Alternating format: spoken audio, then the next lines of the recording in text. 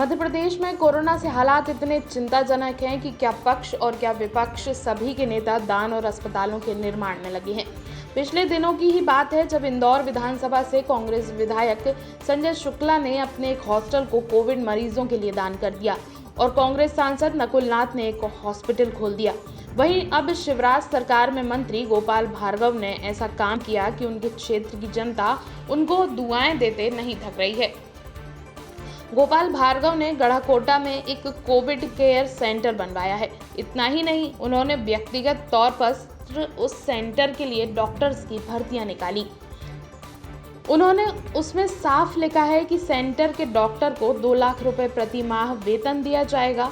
साथ ही रहने के लिए घर, भोजन और लग्जरी वाहन की व्यवस्था सभी की जाएगी और ये सारा खर्च खुद गोपाल भार्गव वहन करेंगे।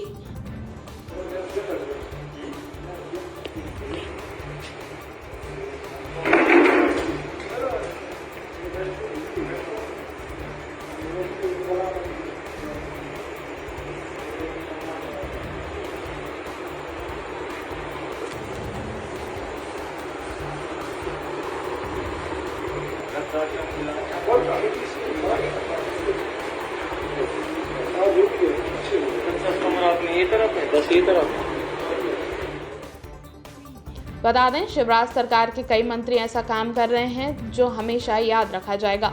कल की ही बात है, प्रदेश के जल संसाधन मंत्री तुलसी सिलावट सड़कों पर उतरकर लोगों के सामने हाथ जोड़कर उनसे घरों में रहने की अपील कर रहे थे।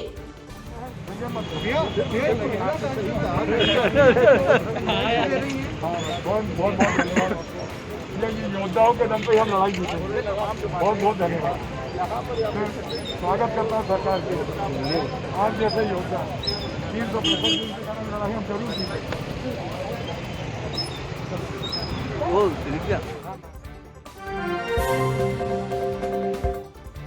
कांग्रेस के दिग्गज नेता और सांसद शशि थरूर ने गुरुवार की देर रात एक ट्वीट किया, जिसके बाद मध्य प्रदेश के गलियारों में खलबली मच गई।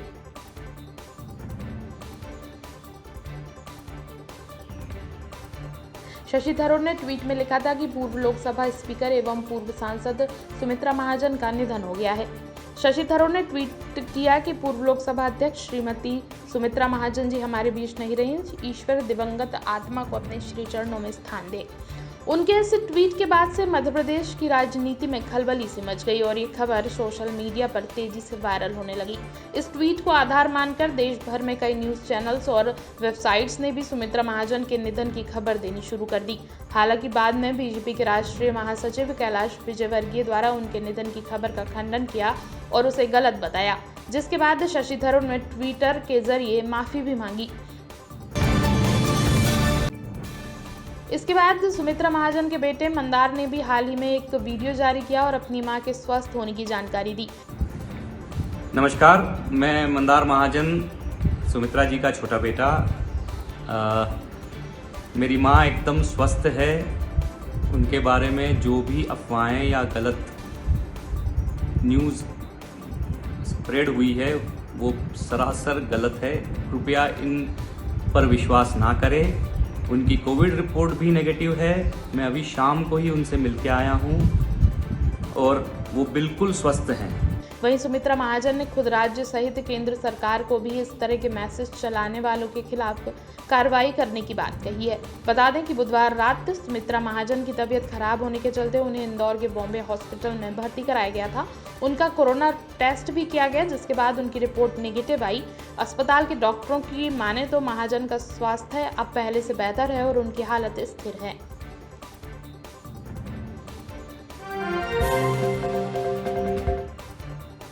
कोरोना के संक्रमण से बचने के लिए रायसेन जिले में 30 अप्रैल तक कोरोना कर्फ्यू लगाया गया है। प्रधानमंत्री नरेंद्र मोदी से लेकर पूरा सरकारी अमला लगातार जनता से कोरोना कर्फ्यू के नियमों का पालन करने की अपील कर रहा है, लेकिन अभी भी समाज में कुछ ऐसे लोग हैं जो लॉकडाउन की धज्जियां उड़ाने से बाज नहीं आ रहे हैं और बिना वजह सड़कों पर घूम रहे हैं। ऐसे लोगों को जागरूक करने के लिए कलेक्टर उमाशंकर भार्गव के निर्देशन में रायसेन जिले की ग्राम पंचायत दीवानगंज एवं अम्बाड़ी में एक अनोखी मुहिम चलाई जा रही है। यहाँ सड़कों पर कोरोना पेंटिंग बनाकर एवं स्लोगन के माध्यम से लोगों से कोरोना कर्फ्यू के नियमों का पालन करने की अपील की जा रही है। वासियों को सूचित किया जाता है बगैर मास्क के अपने घर से बाहर न निकले, आवश्यक काम होने पर ही घर से बाहर निकले और लॉकडाउन का सख्ती से पालन करें। साबुन से बार-बार हाथ धोते रहें एवं सैनिटाइज करते रहें। कलेक्टर महोदय के सख्त आदेश है, कृपया लॉकडाउन का सख्ती से पालन करें। ये अनोखा अभियान रायसेन जिले के दीवानगंज एवं अम्बाड़ी पंचायत में चलाया जा रहा है। अभियान के अंतर्गत क्षेत्र के हर चौराहे पर कोरोना की पेंटिंग बनाई जा रही है। इसके साथ ही स्लोगन भी लिखा गया है कि घर में रहें, सुरक्षित रहें और कोरोना कर्फ्यू के नियमों का पालन करें। दरअसल कोरोना वायरस के संक्रमण से बचाव के लिए जिले में कोरोना कर्फ्यू 30 अप्रैल तक चल रहा है। इस दौरान लोगों को घर से बाहर निकलने पर मनाही है और सोशल डिस्टेंसिंग बनाकर रहने की अपील की गई है। सोशल डिस्टेंसिंग और कोरोना कर्फ्यू के नियमों का अनुपालन करने के लिए देश के प्रधानमंत्री भी लगातार अपील कर रहे हैं, लेकिन बावजूद इसके कुछ लोग अनावश्यक रूप से सड़कों पर तफरी कर रहे हैं और कोरोना कर्फ्यू के नियम तोड़ रहे हैं। ग्राम पंचायत दीवानगंज एवं अम्बाड़ी के सचिव लक्ष्मी नारायण शाक्य ने बताया कि जिला प्रशासन के आदेश पर लोगों को जागरूक करने के लिए सड़क पर कोरोना पेंटिंग एवं स्लोगन के माध्यम से जागरूक किया जा रहा है ताकि लोग घर में रहें और सुरक्षित रहें। जिला प्रशासन रायसेन और कलेक्टर साहब भार्गव जी, जिला पंचायत की सभी लोग और मध्य प्रदेश के माननीय मुख्यमंत्री जी के निर्देशानुसार 21 अप्रैल से 30 अप्रैल तक कोरोना कर्फ्यू लागू किया गया है रायसेन जिले में। उसके तारतम्य में ग्राम पंचायत अम्बाड़ी और दीवानगंज में हम लोगों को जागरूक करने के लिए सड़क पे पेंटिंग बनाकर, दीवारों पे पेंटिंग बनाकर लोगों को जागरूक कर रहे हैं। लोग घरों में रहें, सुरक्षित रहें, घर से बाहर न निकलें। इस तरीके से हम इस लोगों को लिख रहे हैं। किस तरह का संदेश लिख रहे हैं उसको?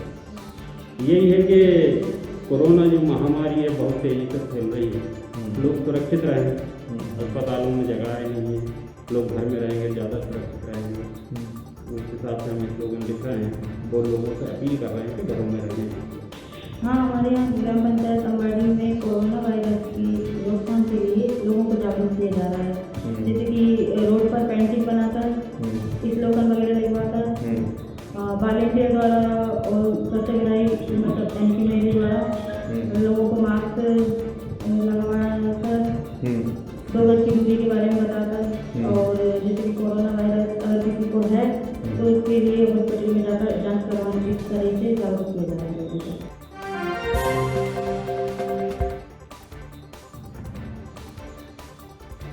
मध्य प्रदेश में लगातार बढ़ रहे कोरोना वायरस के बीच में उम्मीद की नई किरण नजर आने लगी है। जनप्रतिनिधियों के बाद अब उद्योगपतियों ने भी मदद का हाथ आगे बढ़ाया है। आपको बता दें, कुछ दिन पहले बीजेपी नेता कैलाश विजयवर्गीय अनंत अंबानी से फोन पर बात की थी, जिसके बाद इंदौर में ऑक्सीजन का कोटा बढ़ा दिया गया है। इसी तरह अपने कुछ उद्योगपति मित्रों से बात करके कैलाश विजयवर्गीय ने अतिरिक्त ऑक्सीजन और रेमडेसिविर इंजेक्शन का इंतजाम करवाया था। अब एक और उद्योगपति नवीन जिंदल मध्य प्रदेश सरकार की मदद के लिए आगे आए हैं।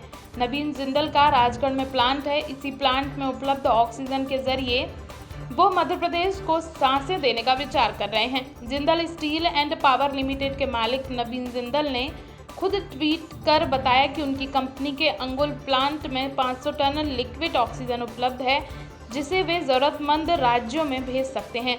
इसके बाद कई राज्यों ने उनसे इसके लिए संपर्क किया था। मध्य प्रदेश के अलावा जिंदल राजस्थान, तेलंगाना और दिल्ली में ऑक्सीजन सप्लाई कर रहे हैं और अब उनके राजगढ़ प्लांट से मध्य प्रदेश को भी ऑक्सीजन मिलने लगेगी, जिससे उम्मीद की जा रही है कि ऑक्सीजन की किल्लत काफ़ी हद तक प्रदेश में कम हो सकती है। मध्य प्रदेश में कोरोना से स्थिति इतनी विकराल है कि इसका अंदाज़ा लगाना भी मुश्किल है, लेकिन प्रदेश के मंत्रियों की नौटंकी खत्म ही नहीं हो रही है। प्रदेश में कांग्रेस सरकार गिर गई। सिंधिया अपने समर्थकों के साथ बीजेपी में शामिल हो गए। प्रदेश में उपचुनाव भी हो गए, लेकिन जो सिंधिया समर्थक मंत्री हैं वो अपनी नौटंकी चालू रखे हैं। कल ग्वालियर जिले के कोरोना प्रभारी मंत्री प्रद्युम्न सिंह तोमर सफाई कर्मियों के पैरों में थे। आप काम करो, इनकी सेवा करो, ये भरोसा उस पर रखो। मैं आपका कर रख के प्रणाम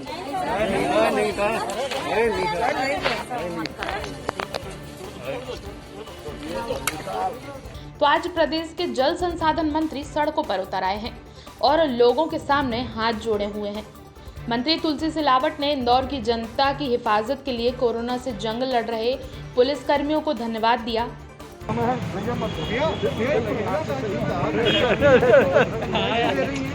बहुत बहुत धन्यवाद। योद्धाओं के दम पे हम लड़ाई जीते। बहुत बहुत धन्यवाद। स्वागत करता हूँ सरकार के। आज जैसे योद्धा 365 दिन के कारण लड़ाई हम जरूर जीते।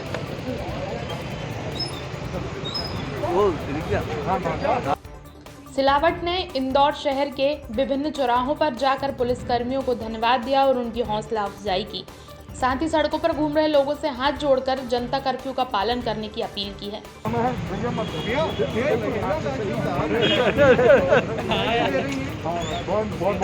मंत्री जी ने इंदौर की जनता से भी अपील की है कि इन कोरोना वॉरियर्स की सेवा और समर्पण का सम्मान करें एवं जनता कर्फ्यू की गाइडलाइन का पालन कर इनका सहयोग करें। वहीं कल यानी बुधवार को ग्वालियर में मंत्री तोमर सफाई कर्मियों के पैरों में दिखे। उन्होंने सफाई कर्मियों के पैरों में झुककर उनको सम्मान दिया और कहा कि आप लोग धन्य हो, आप लोग भगवान हो जो सभी स्थितियों को जानकर अपनी जान जोखिम में डाल रहे हो। आप काम करो, इनकी सेवा करो, ये भरोसा उस पर रखो। मैं आपका कर रख के प्रणाम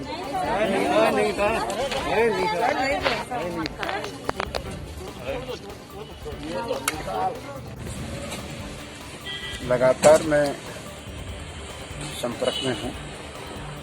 मरीज संख्या बढ़ रही है और उसके लिए हम निरंतर रूप से मैं संपर्क में हूँ। जहाँ जिसकी ज़रूरत है बेड बढ़ाने की व्यवस्था कर रहे हैं, ऑक्सीजन की व्यवस्था कर रहे हैं और माननीय शिवराज सिंह जी की मंशा के अनुरूप पूरा काम हो ये कोशिश मैं करता हूँ। सफाई कर्मियों का सम्मान भी क्या? बिल्कुल। सफाई कर्मचारी जो इस समय इस विषम संकट में जिन लोगों ने मुझे चुन के भेजा उनकी सेवा कर रहे हैं, न हमारी सरकार बनाई उनकी सेवा कर रहे हैं, तो उन लोगों को मुझे प्रणाम करने का आज अवसर मिला। ये मेरा सौभाग्य है कि वो कितना अच्छा काम कर रहे हैं। इस विषम परिस्थितियों में सफाई कर रहे हैं। जब उन्हें मालूम है कि कोरोना के कारण उनको भी हो सकता है, उसके बाद भी अपनी जान जोखिम में डाल रहे हैं। ऐसे महान लोगों का अगर मैं सत्कार और सम्मान नहीं करूंगा तो कौन करेगा? डॉक्टरों का सम्मान कौन करेगा?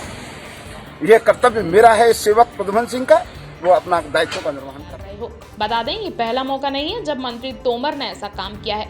वो हमेशा ही यही कहते हैं कि वो एक जन सेवक है। इसके पहले जब कांग्रेस सरकार में मंत्री थे तो नालियां साफ करते भी नजर आए हैं और इतना ही नहीं, बीजेपी में शामिल होने के बाद उन्होंने कई लोगों के पैर छुए हैं।